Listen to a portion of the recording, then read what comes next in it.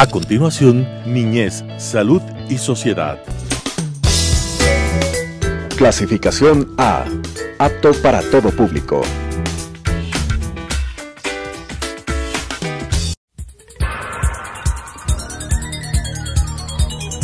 Las opiniones vertidas en este espacio por la producción y dirección del programa son de exclusiva responsabilidad de sus autores y de quienes intervienen en ellos.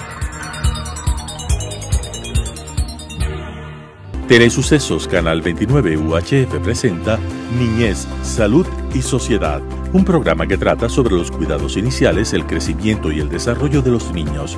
El buen vivir de la infancia es el futuro de la patria.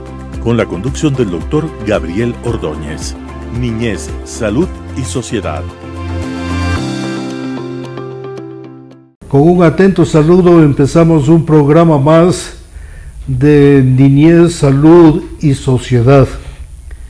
En esta ocasión tengo como invitada a la doctora Verónica Jara, a quien en una ocasión anterior tuvimos el gusto de entrevistarla en unos programas que han tenido una gran acogida y por lo que le vamos primero a felicitar, y es la razón por la que ahora le hemos invitado nuevamente con el propósito de abordar estos temas que son tan importantes de la edad pediátrica y para la familia, de modo que los padres estén debidamente enterados de lo que puede pasar con sus hijos y puedan atenderlos de la mejor manera. En esta ocasión vamos a hablar de un tema que es, a mi modo de ver, sumamente interesante e importante.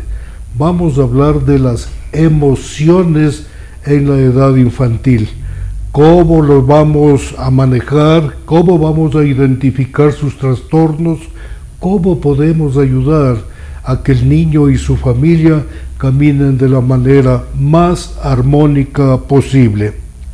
La emoción es una alteración del ánimo que es intensa y es pasajera, que puede ser agradable o penosa, a veces desagradable, que va acompañada de cierta conmoción somática, de cierta conmoción del organismo de la criatura. En otras ocasiones la emoción es una actitud hasta cierto modo expectante en algo que uno está participando y que desea que tenga un buen curso, se desenvuelva bien, aunque no siempre suceden las cosas como uno desea. Las emociones son primarias o básicas y es a las que nos vamos a referir fundamentalmente con la doctora Berito. Y estas emociones son en principio 6. La una es la tristeza, la otra es la felicidad, la otra es la sorpresa, la otra es el asco, otra es el miedo y otra es la ira. He mencionado el miedo, que es una emoción, pero la cobardía, esa es una actitud, y nos vamos a referir un poco sobre ese tema. Las emociones se producen básicamente en el sistema límbico de nuestro cerebro y ahora se han estudiado mucho, sobre todo los llamados neurotransmisores, que explican ya casi con el más fino de los detalles lo que sucede en nuestro organismo y con nuestras respuestas. También tenemos algunos elementos de orden cognitivo y las emociones se pueden procesar a nivel de la conciencia o del inconsciente. Y también he mencionado ya que pueden haber ciertos componentes de orden conductual que se pueden inferir, reconocer a través de los gestos de las personas, de los movimientos del cuerpo, etc. Esto es de lo que vamos a tratar con la doctora Berito y le vamos a hacer una primera pregunta que es sobre la educación emocional. Vamos a preguntarle cuál es el fundamento básico de la educación emocional. Usted que ha estado en este tiempo muy ocupada tratando este tipo de problemas por lo que estamos viviendo en la pandemia. Así es, muy buenos días, gracias doctor, esta cordial invitación, siempre más que me siento súper halagada por su persona. Y aparte qué lindo que es nuestra charla, es como un diálogo tan importante y este programa tan increíble, la salud, la sociedad, la niñez, cómo ayudar a los padres, cómo estamos ayudando tanto ahora en estos tiempos de pandemia. De acuerdo a lo que usted me dice, en la educación emocional, no es realmente algo nuevo. Nosotros tenemos que proporcionar y sabemos qué pasa con los niños, desde cuándo se da estas emociones. Como usted bien lo dijo, ya se da el desarrollo en el área límbica, ya prenatal incluso, ¿no? Desde su formación, y esta es la que procesa muchas emociones. Estas grandes 6 emociones que su base en sí son como una respuesta, ¿no? Una respuesta a un estímulo en el ser humano, que todos lo tenemos. Muchas veces antes decían buenas, malas, pero mejor es decirlas como las agradables y desagradables.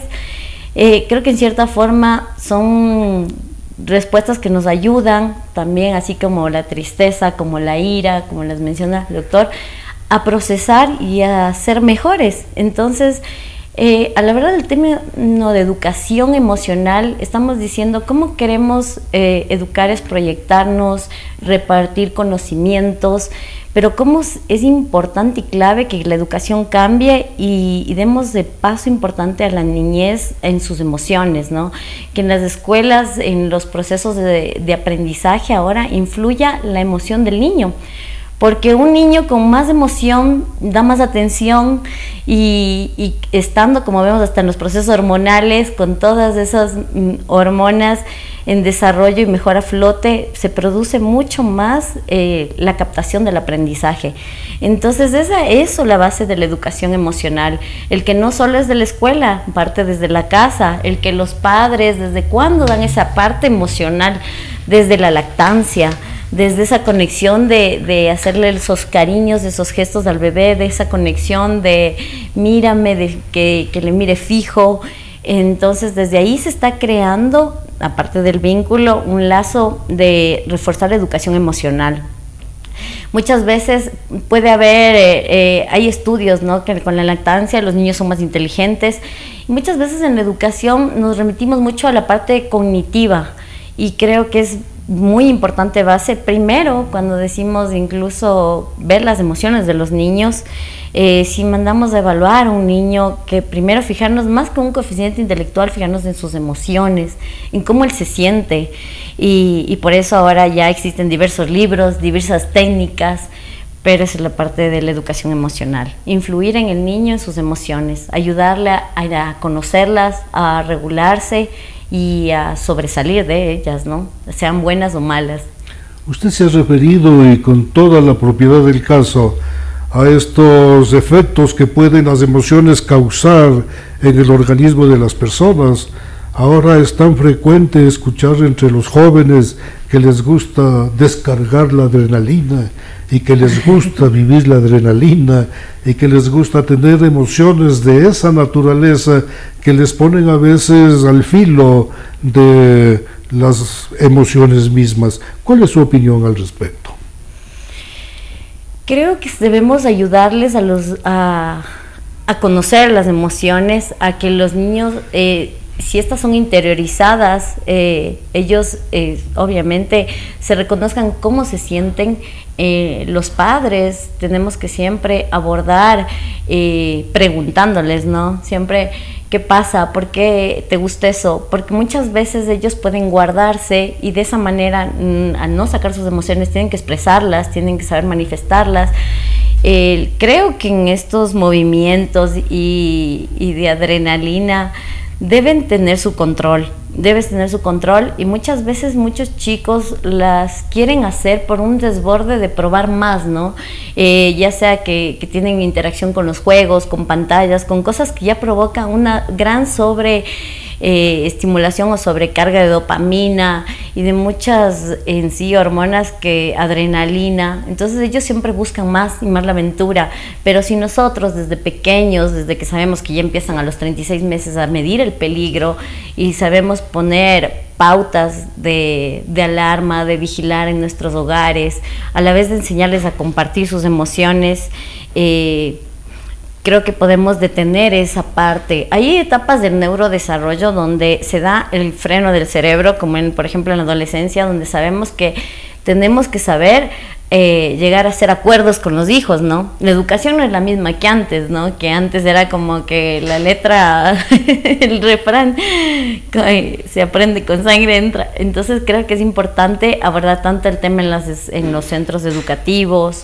en cómo se sienten. Yo veo que ahora en la pandemia han abordado de muy buena manera esto de cómo los niños han cursado las emociones en cuanto a no tener, no estar en sus aulas, no tener esa interacción, esa parte socioemocional que les ha faltado. Pero, o sea, lamentablemente ha habido hogares en donde hay tecnología, donde hay una buena comunicación y a ellos les ha ido bien, pero hay otros en los que no. Entonces esas cosas ahora recién se está viendo qué ha pasado y es crítico. Si algo tiene de hermoso la pediatría, que usted y yo la practicamos, bueno, usted la sigue practicando, yo la practiqué en el pasado, es que podemos tratar niños de distintas edades, con distintos grados de maduración, con un cerebro que tiene que irse adaptando cada vez a nuevas circunstancias, y eso hace que nosotros tengamos la oportunidad de conocer el crecimiento y el desarrollo de las criaturas en profundidad. Por eso es que me permito preguntarle, ya adelantó algo, ¿cuál es en su criterio el objetivo básico de la educación emocional? El objetivo básico de esta es muchas veces que los maestros puedan ayudarles a los niños a desarrollarse en un modo más empático, a que de una manera vayan creciendo con conocimientos, pero también sean esa parte de buenas personas, de sacar lo mejor, de sacar de unas personas emocionales, de bien, de compartir, de poder reconocerse a sí mismo, su interior, porque muchas veces la educación emocional nos habla de que los niños en la casa tanto tienen que tener el aporte como en la escuela. ¿Y qué sucede en la escuela? Muchas veces es como una sobrecarga, como que tienen que aprender a leer, y mientras más pronto aprendan, tiene que ser, es perfecto. Los papás se emocionan, si un niño sabe leer a los 3 años, se enorgullecen, pero realmente los mejores países avanzados sabemos que, por ejemplo, la lectura no es de esa edad, que va a ser después, que a los 6, 7, ¿y por qué? Porque está en el proceso. Si es antes de estar repitiendo, el niño no está teniendo ese aprendizaje. Entonces muchas veces vale la pena dejar que ellos saquen sus experiencias, que los niños digan, ¿qué dice ahí, mamá? Porque ellos buscan eso, el aprender. Entonces de esa manera es mejor el conocimiento, ya vemos, sin presión. Muchas veces estamos con métodos de que cartas, de que lectura y cosas así, y ese aprendizaje no va.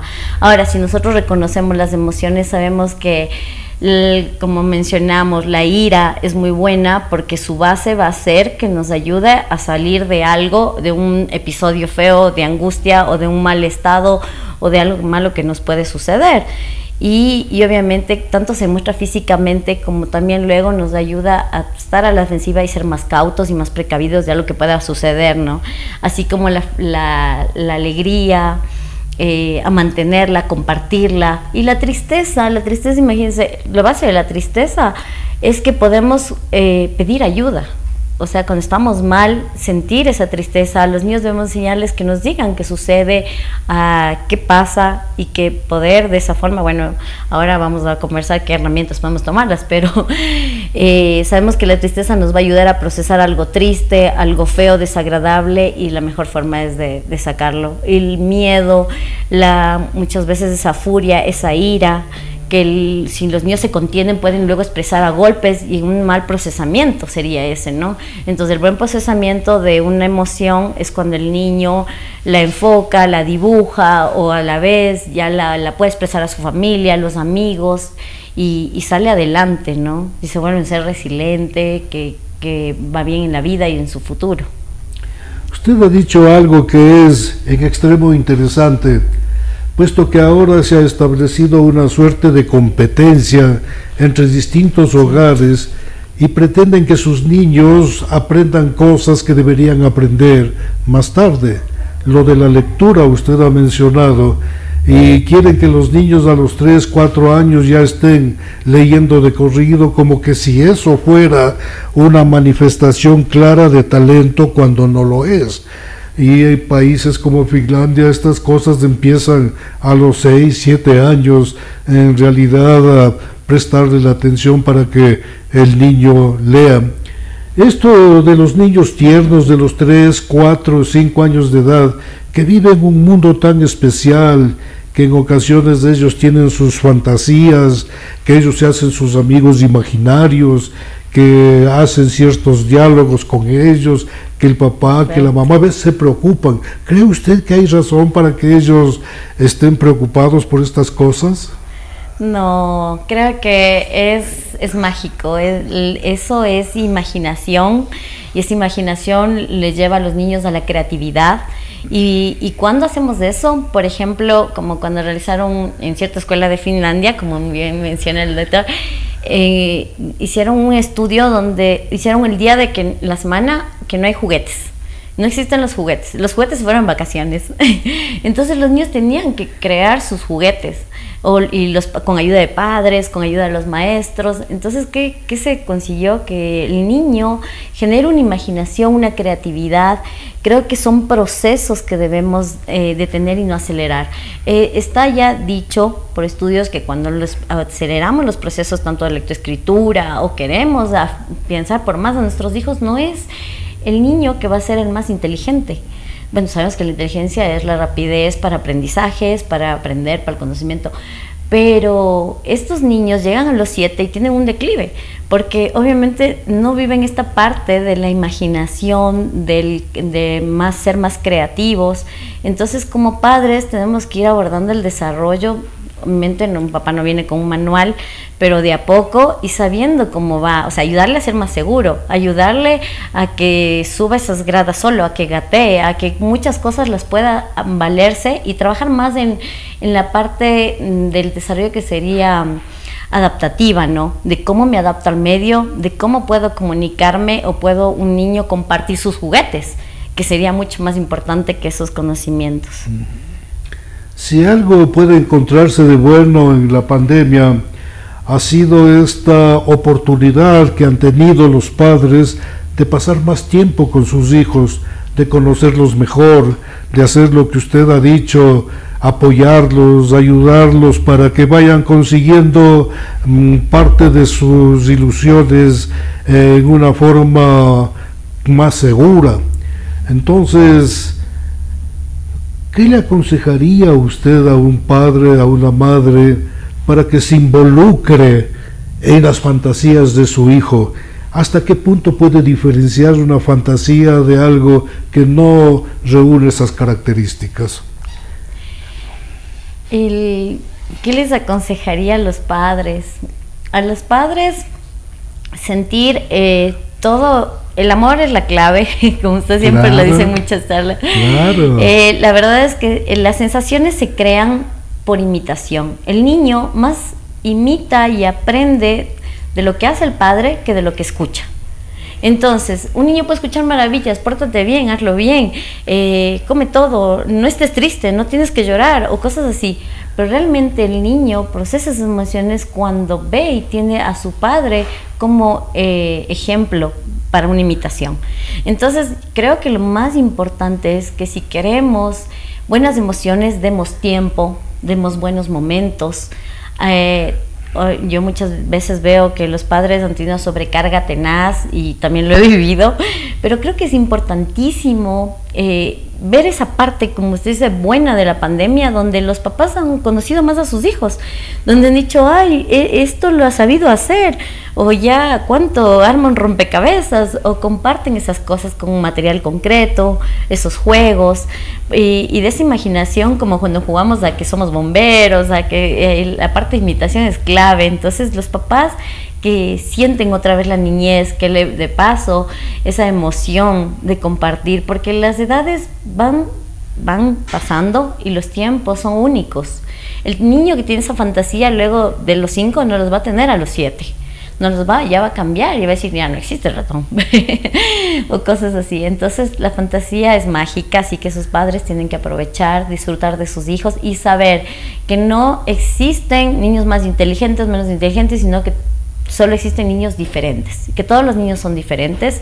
En la pandemia yo abordé mucho a los padres que conversen sobre las necesidades especiales en casa, que aprendamos a respetarlas y a saber que en nuestros salones de clases tiene que haber niños con necesidades especiales y aprender de ellos también y ser amigos, ¿no? Como la amistad que es tan valiosa. Entonces debemos de construir a los niños con más valores para que ellos puedan procesar y seguir adelante. Interesante, muy interesante ese punto de vista, y me gusta esta idea de que el padre, la madre deberían incorporarse en la fantasía del niño hasta cierto punto, no en forma total, porque siempre habrá que darle la oportunidad de que él resuelva el problema, si es que existiera, o que él mismo de forma espontánea vaya abandonando estas cosas que no son del mundo real. Pero los padres se preocupan demasiado por estas cosas y a veces, en lugar de apoyarlos y en lugar de darles facilidades para que encuentren su camino, intervienen de tal modo que imponen ciertas conductas. ¿Qué le parece a usted ese tipo de procedimiento? Creo que hay una parte en la que es importante la estimulación, proporcionar a los hijos los estímulos. Hay teorías con las que, por ejemplo, no estimular para nada, no concuerdo, pero sí creo que es importante, como usted dice, dejarle al niño que explore, que saque sus ideas, como cuando uno hace una evaluación y ve 2 puntos y le dice, tienes que unir estos 2 puntos, pero no tiene que enseñarle así como con la línea, de esta manera, porque quién sabe, ese niño le sorprende y dobla la hoja y une esos 2 puntos, ¿no? Entonces creo que es mágico que nosotros dejemos y les exploremos preguntándole, ¿y qué piensas? A veces hay papás que no saben las respuestas y hay muchos niños cuando empiezan el ¿por qué? ¿Pero por qué? Entonces creo que debemos decirle, bueno, veámoslo, busquemos juntos, ¿no? Entonces de esa manera y dejarnos que los niños saquen su imaginación, sus ideas, su resolución a algo, ¿no? Como cuando uno realiza una evaluación, yo a veces les digo a las niñas, ¿y qué pasa si se te cae un cuaderno en un charco? Entonces, no es lo mismo cuando una mamá le dice, pero esto pasa y esto, a que lo que saca el niño, las ideas, ¿no? Entonces uno puede ir viendo cómo está ese desarrollo emocional, cómo se aborda en esa familia y influyendo para que mejoremos, porque obviamente los papás todos tenemos debilidades y debemos ir siempre viendo qué pasa con nuestros niños, que el ambiente tanto en la escuela, en la casa, sea agradable, que no se alteren, ¿no? Muchas veces cuando vemos cómo se altera en lo físico, cuando los niños ya no tienen apetito, cosas así, entonces debemos estar muy alerta a todo lo que nuestros niños nos quieren demostrar, como decía usted, tanto físicamente, muchas veces emociones, solo el cuerpo ya nos dice mucho. El tiempo se nos ha pasado muy rápido en estas conversaciones con la doctora Vero Jara y hemos tratado temas muy interesantes que esperamos profundizarlo en un próximo programa. Hasta la próxima. Las opiniones vertidas en este espacio por la producción y dirección del programa son de exclusiva responsabilidad de sus autores y de quienes intervienen en ellos. Telesucesos Canal 29 UHF presentó Niñez, Salud y Sociedad, un programa que trata sobre los cuidados iniciales, el crecimiento y el desarrollo de los niños. El buen vivir de la infancia es el futuro de la patria. Con la conducción del doctor Gabriel Ordóñez. Niñez, Salud y Sociedad.